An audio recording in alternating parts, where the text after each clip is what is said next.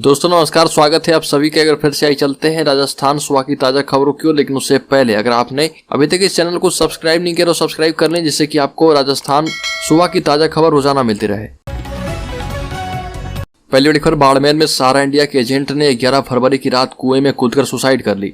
Suicide note में लिखा कि मेरी मौत का कारण सारा इंडिया कंपनी है, लोगों के लाखों रुपए नहीं दिए, मैं जवाब दे देकर थक गया हूँ। घटना बाड़मेर जिले के बायतू पनावड़ा गांव की है। 12 फरवरी की सुबह 100 कुएं से बाहर निकाला गया। परिवार वालों ने शव लेने से इनकार कर दिया और मोर्चरी के बाहर धरने पर बैठ गए। पनावड़ा निवासी हेमंत कुमार पुत्र ताजाराम मेघवाल पिछले 5 साल से सारा इंडिया के एजेंट के रूप में काम कर रहा था।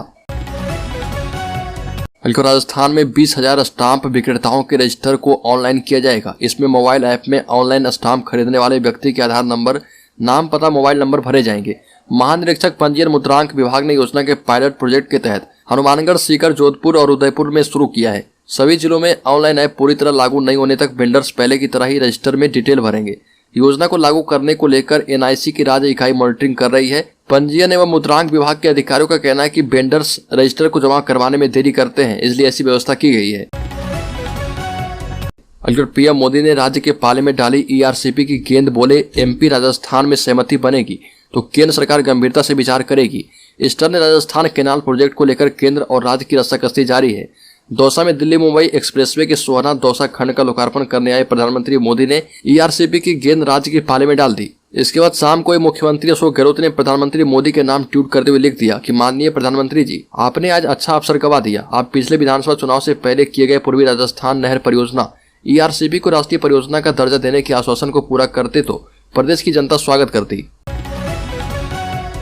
राजस्थान बीजेपी के वरिष्ठ नेता और नेता प्रतिपक्ष गुलाबचंद कटारिया को असम का राज्यपाल बना दिया गया है।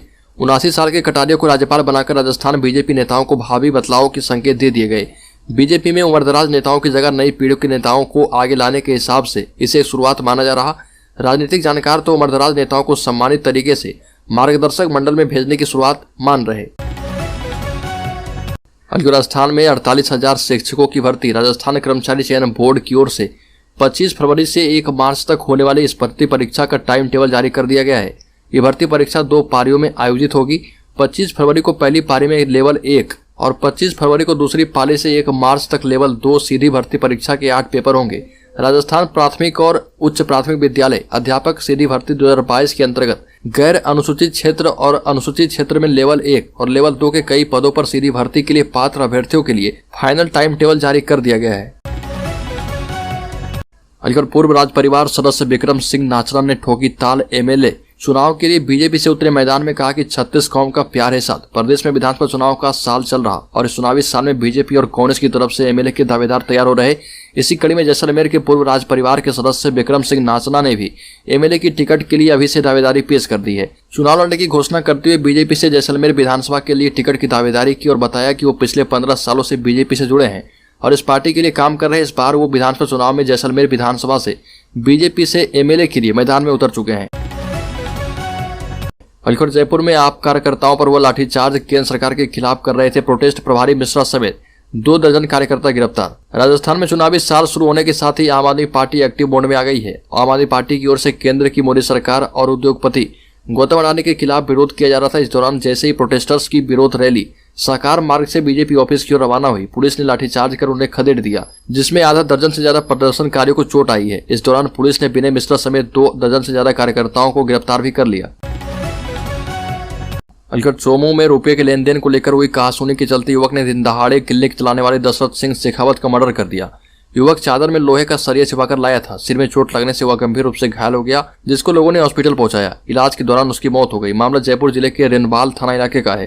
थाना अधिकारी ने बताया कि घटना के दौरान मौके पर लोगों की भीड़ जमा हो गई। कुछ लोगों ने दशरथ सिंह को गंभीर हालत में बरातला हॉस्पिटल पहुंचाया, जहां पर प्राथमिक इलाज के दौरान उसने दम तोड़ दिया। राजस्थान के कोटा जिले में 17 साल की लड़की के 10 मंजिल से कूदकर सुसाइड करने के मामले में नया मोड़ आया है। लड़की के पिता और भाई ने एक युवक पर लड़की से रेप करने का आरोप लगाया। पिता का आरोप है कि आरोपी ने जब रेप किया और उसके बाद पीड़ित लड़की ने जब आरोपी की मां से इसकी शिकायत की तो मां ने भी लड़की को धमकाया और वहां से भगा दिया। इसी कारण उनकी बेटी ने 10वीं मंजिल से नीचे कूदकर सुसाइड कर ली। कोटा जिले की कुल्हाड़ी थाना पुलिस इस पूरे घटना की जांच पड़ताल कर रही है। राजस्थान सरकार पर आम आदमी पार्टी ने लगाया आरोप। राजस्थान बजट को दिल्ली सरकार का बताया नकल।